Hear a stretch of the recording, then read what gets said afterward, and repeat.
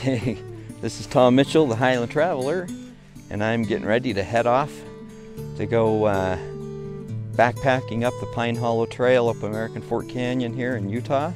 Spend the night in my hammock, and as you can see, it's snowing pretty good. It's already been about 4 inches, 5 inches of snow. So yeah, we'll see how this goes. I've always loved all the seasons, the changes from one to the next, how just when you get tired of summer and those long days drag on of heat, the fall comes with its beautiful colors and cool temperatures.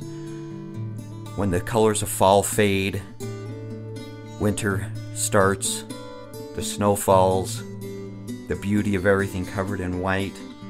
Just as you're tired of winter and the cold, spring comes and life is rejuvenated again. I've always loved winter. I've always enjoyed the snow and the cold. But now as I find myself in the autumn of my life, I find winter to be a little bit more daunting, a little bit more overwhelming.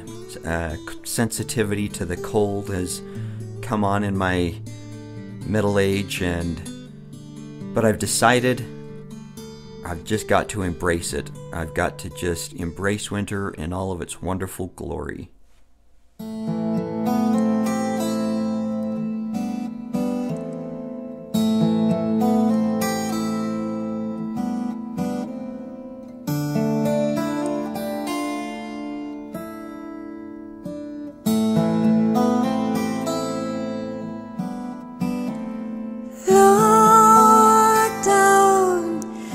Can you see?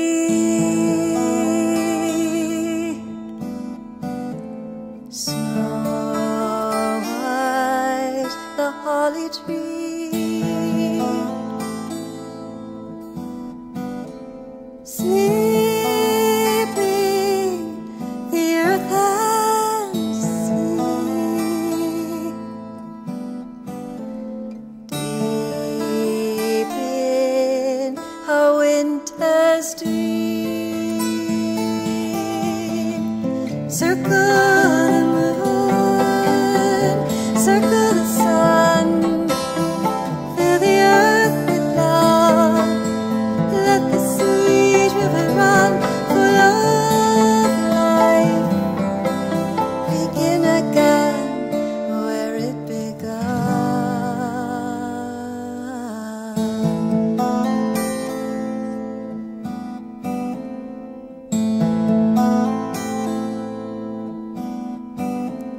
Pray for the desert rose who burns in sweet solitude,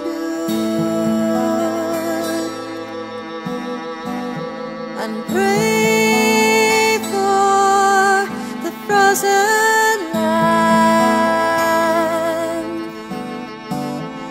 by loving as we should. Circle the moon, circle the sun, fill the earth with love, let the sweet river run, full of life, begin again where it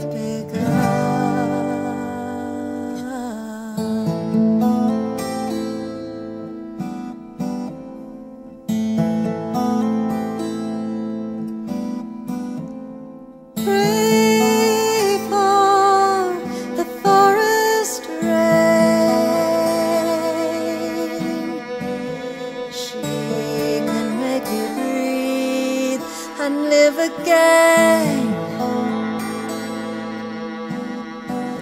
And she grants that spring will bring the flower with the autumn grain. Circle the moon, circle the sun, fill the earth with love, let the sweet river run.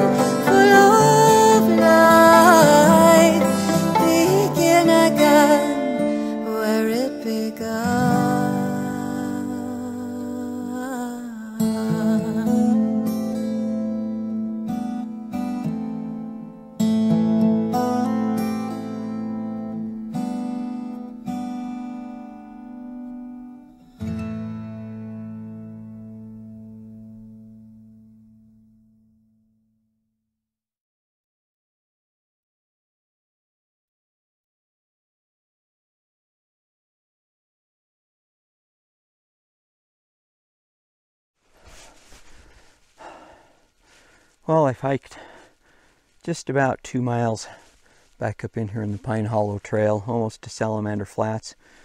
And I've set up here in the snow. Took me a lot longer to set up my hammock. I've got the foot end higher than the head end there. Should help me sleep better, get a better lay. But I put it in porch mode. This is the view. Looking back off this way. This is a good sheltered little spot. It's right off the trail, but hardly anybody's come on this trail. The main trail is further down that way, not too far. I could see people walking on it from here through the trees and hear them talking occasionally, but I probably pretty much have this all to myself. People are all heading out. I don't know what time it is. I think it's probably 3 or 4 o'clock. I haven't looked. Yeah, I need to make some food and eat, but yeah, I'm gonna spend the night here. It's been snowing lightly, but it's nice. So that's what I'm doing today. Saturday I hiked and snowshoed in here. It's pretty nice. It was not a hard, really ultra hard hike. My pack, as you saw at the beginning, weighed in right, just over 30 pounds. That's because I've got 6 pounds of camera gear and a 2-pound tripod. I brought some extra gloves and socks just in case. So I've thrown, hand warmers, feet warmers in there. 2 jackets. I've got this rain jacket on. That's when it was raining. I just put this on over my dragon wool hoodie from Outdoor Vitals. Yeah, that's not a commercial. It's just what I'm wearing. And I've got my Loft-Tech and my down jacket from them too. I'll probably sleep in the Loft-Tech. It's only supposed to get down to about 20 tonight, so it should be fine. But yeah, that's what I'm doing today. I'm going to cook me up some food and then head up to the ridge right here. It's not far, and try to photograph Timp if the clouds pull away. I don't think they're going to. Timp is for Mount Timpanogos. It's a really popular Utah mountain, and we just call it Timp for short. Timpanogos. It's a Ute Indian word that means, loosely translated, river of rock or rock river. Timpi in their language is rock, and the Anogos part of it is associated with water.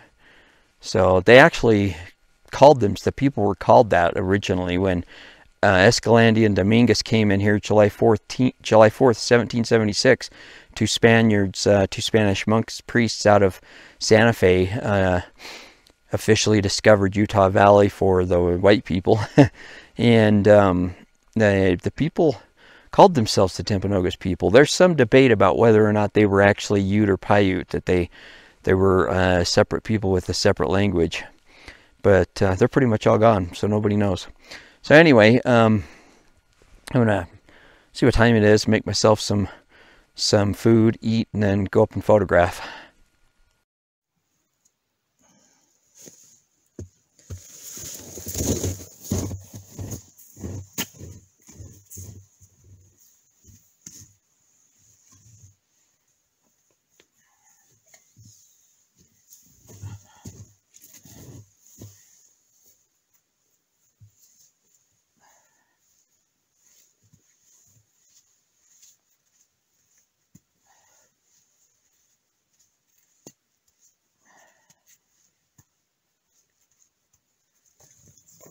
You know, I'm thinking I should have brought my canister stove, but it puts off a lot more heat. But this should work. It's just this snow is really powdery, and it's going to take quite a bit to get 2 cups of water. I'll just have to keep adding snow to it. This little thing, I don't know where I got it. I've had it for years. Years and years. It's awesome. You can pick pots up with it. It's very lightweight aluminum. I love it. Oh, it's just about 4 o'clock. So this is going to be my late lunch, and then I'll eat dinner. I'll do this again, make some dinner when it's at dark, and have something warm in me before I climb into bed.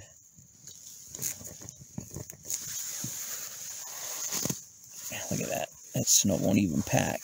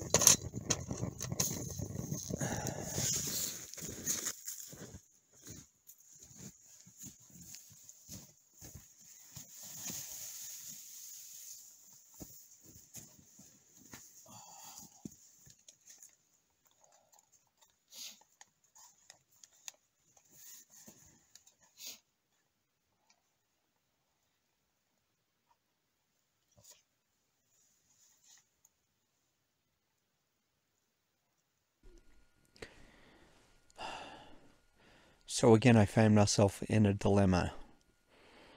So last week when I was in here on my skis and pulling that sleigh, coming out in the dark, it was really icy, and the thing got pushing me, and I wrecked. And had to take my skis off and end up just walking out.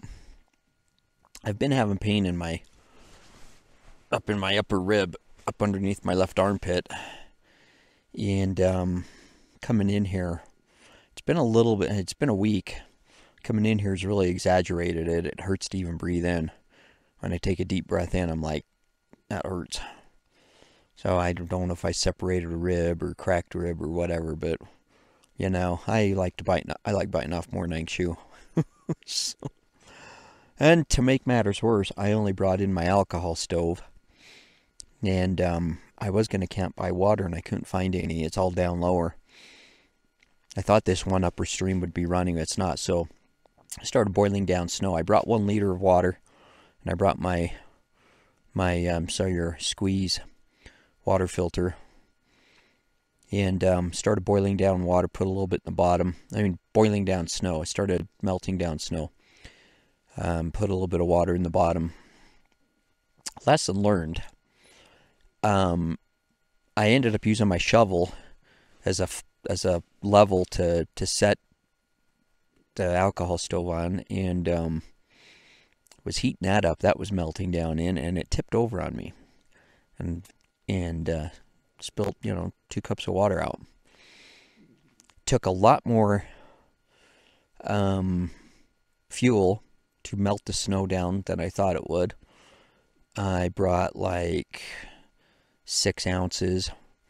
So I had to start over again, and ultimately got 2 cups of water, and enough to make my food, enough to boil me down a little bit more water to drink. I'm out. My 1 liter of water I brought, I emptied. So I'm out of water. I'm out of fuel.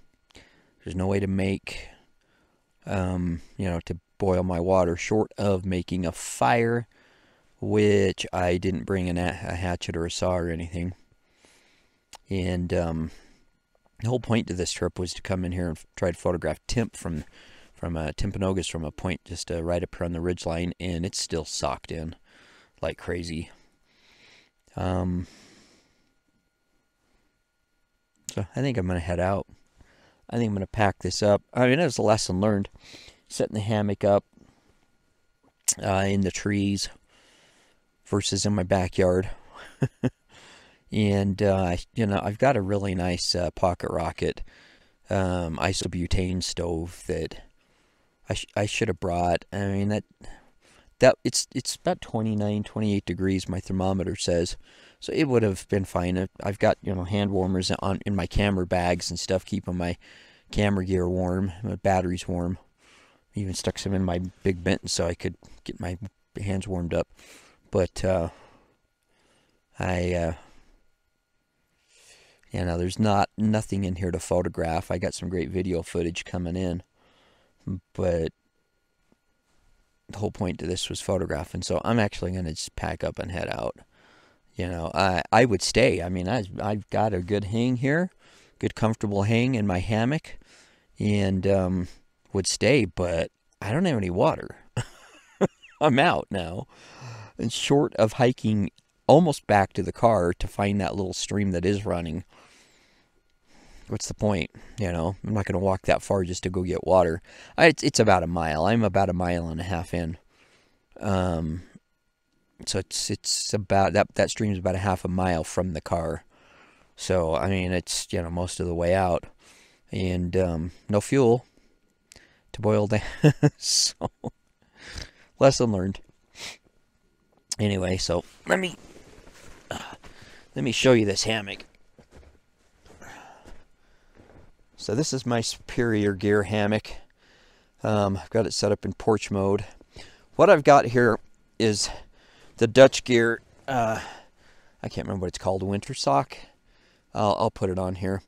It's an underquilt protector. I've got that, and I've got another underquilt protector here, which I actually need to, this camo one. They're not that heavy. I just left them on when I packed it up. If I was going to sleep in this tonight, I really don't like having this winter sock zipped up, even though it's got this mesh vent. I don't like having it zipped up on me. I've never been claustrophobic, but when I tried it, and I was like, no, I can't do that. But I brought it just in case, you know, the wind gets blowing really bad. If it did, I'd drop this out of porch mode and stake it down. But what I do is just pull it all the way up to the end of the footbox area and then just tighten up the cinch cord on it, so it's just up around the footbox, which, you know, will help. You saw what I did around on the other side. Using these snow anchors, they're stakes that you just put the cord on and dig a hole, bury them in there, and then on this side, I took the shovel and piled snow up along the edge. If any wind comes in, it's going to come. In fact, there is a breeze now blowing, and it's coming from that direction, from over this way. Slight breeze starting to blow in here.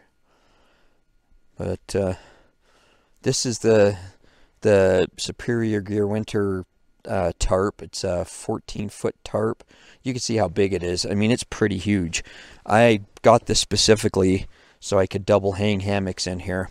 Danny, the guy that owns Superior Gear, has set the 14-foot tarp up like this and strung 2 hammocks side by side under it, you know, for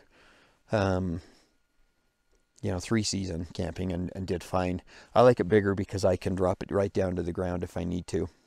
So I'm gonna pack this up. The Shadowlight backpack from Outdoor Vitals is what I carried in here. Pretty good pack. I'm liking it. It's 60 liters. I wasn't able to put as much in it as I would have wanted, but that's kind of a good thing, because then I didn't carry a 40-pound pack. My pack weighed 30 pounds, which a good portion of that was my camera and my tripod, and water, but so it's a really, really good pack. I'm liking it.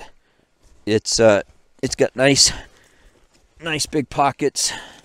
It's got these big mesh pockets that expand on the back.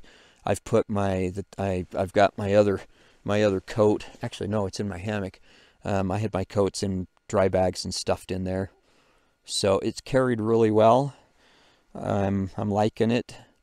I don't really think I would use it again in the winter time.